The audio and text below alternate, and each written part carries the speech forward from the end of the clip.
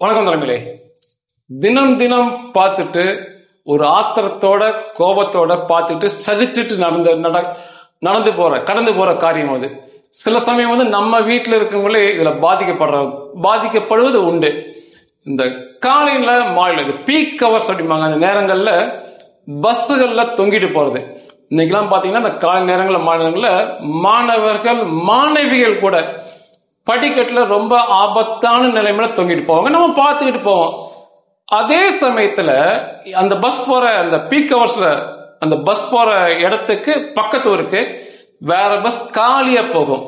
இன்னும் ஒரு ஆத்திரம் என்னன்னா, நெடுந்தொலைவு போற பஸ் வெறும் பாதி ஆட்களோட காலியா போயிட்டு இருக்கும். சில சமயம் 2-3 விதத்துல போயிட்டு இருக்கும். ஆனா இது முக்கியமான தடங்கள்ல போற இந்த கல்லூரிகள் இருக்கிற வேலை வாய்ப்பு தர நகரங்களுக்கு போற பஸ் தொங்கிட்டு போவாங்க, மற்ற பஸ் காலியா போகும்.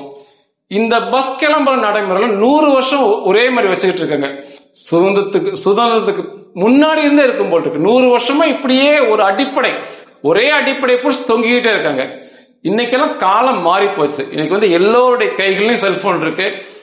தகவல் நொடிக்கு நொடி சொல்லலாம். நான் இந்த பஸ்ல வரல, என் பஸ் 1/2 மணி நேரம் லேட் ஆகுது, இன்னொரு 1 மணி நேரம் சொல்லிக்கிட்டே இருக்கலாம். எந்த பாதிப்பும் யாருக்கும் ஏற்படுறதில்லை.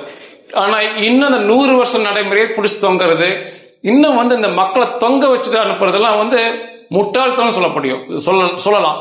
இந்த போக்குவரத்து துறை சம்பந்தப்பட்ட அதிகாரிகள் இந்த பேருந்து நிலையத்துல பணி செய்யணுமே ஒழிய அங்க ஏசி அறையில உட்கார்ந்துட்டு எதையும் பார்க்காம இருக்கக்கூடாது. பேருந்து நிலையம் உட்கார்ந்துகிட்டு நின்னுகிட்டு எந்தெந்த இடத்துக்கு அதிக மக்கள் இருக்காங்களோ அதுக்கான பஸ்ஸுகளை மாத்தி விடலாம். இந்த பழைய சிஸ்டமே தேவையில்லை. எந்த ஊருக்கு போதும் அந்த போர்டை மட்டும் மாத்தி கூட்டம் இல்லாத இருக்கிற இடத்துல பஸ் எடுத்து இங்க அனுப்பலாம். இப்படி போக வேண்டிய பஸ் இப்படிதான் போகணும்னு எந்தவித கட்டாயமே கிடையாது. தொங்கிட்டு போறத பார்க்க சகிக்க முடியல. அந்த கூட்டம் அதிகமான இருக்கிற இடத்துக்கு அதிக பஸ் அனுப்பலாம், கூட்டம் இல்லாத இடத்துக்கு ஒரு பஸ்ஸை தள்ளி அனுப்பலாம். இதுதான் ஒரு சிறந்த அமைப்பா இருக்கும். இந்த அதிகாரிகள் பேருந்து நிலையம் வரணுமே ஒழிய அங்க சும்மா உட்கார்ந்து சீட்டு தைக்கக்கூடாது. அதே போல இன்னொன்று இருக்கும். இந்த தனியார் கல்லூரி பள்ளிகள் இவங்க பஸ்ஸுகளை இயக்குறாங்க எல்லாமே. இவங்கள பாத்தீங்கன்னா இந்த பேருந்து கட்டணத்தை வருஷத்துக்கே முன்னக்கூட்டி வாங்கிடுவானுங்க. நம்மள சுரண்டி இவங்களுக்கு பழக்கப்பட்டானுங்க. இந்த பேருந்து கட்டணத்தை வருஷத்துக்கு முன்னால ஒட்டுக்கா வாங்குவாங்க. இது எல்லாராலையும் கட்ட முடியாத ஒன்று. இந்த ஃபீஸை தான் வாங்கி தொலைறீங்க. இந்த பேருந்து கட்டணத்தை நியாயமான முறையில தினம் தினம் வாங்கலாம். அரசு பேருந்துல வாங்குற மாதிரி, தனியார் பேருந்துல வாங்குற மாதிரி தினம் தினம் வாங்கும் போது எல்லாருடைய குழந்தைகளும் மிக பத்திரமா போயிட்டு வருவாங்க. நம்மளால கொடுக்க முடியும். அப்படி இல்லாட்டி கூட ஒரு நிர்வாக வசதிக்காக வாரத்துக்கு ஒரு முறைன்னு சொல்லி முன்னக்கூட்டி வாங்கியிருக்கலாம், இல்ல மாதம் ஒரு முறை அப்படிங்கிற கூட முன்னக்கூட்டி வாங்கலாம். எல்லாராலையும் கட்ட முடியும். பிள்ளைகள் பாதுகாப்பா போவாங்க.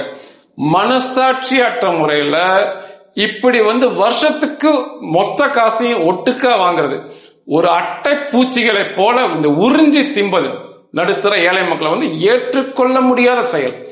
அவங்களோட பிள்ளைகளை, அதாவது தனியார் கல்லூரி ஸ்கூல் நடத்துற இந்த கல்வி அரசர்கள் சொல்ற இந்த அட்டை பூச்சிகளுடைய பிள்ளைகளை கூப்பிட்டு இப்படி தொங்க விட்டாதான் அவனுக்கு புத்தி வரும். அவனுடைய பொண்ணையோ பையனையோ இன்னைக்கு நம்ம பிள்ளைய தொங்குறாங்க பாத்தீங்களா, அந்த மாதிரி ஆபத்தான முறையில இப்படி பயணம் செய்ய வச்சா மட்டும்தான் அவனுக்குலாம் புத்தி வரும்.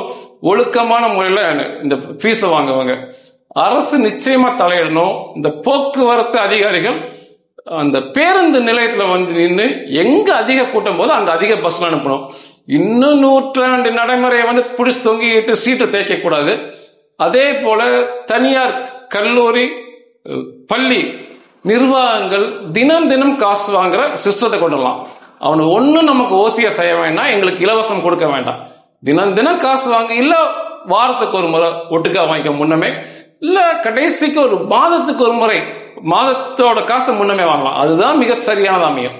இப்படி உறிஞ்சு கொடுக்கவே கூடாது. அரசு இதை நிச்சயம் நடவடிக்கை எடுக்க வேண்டும். நன்றிகள்.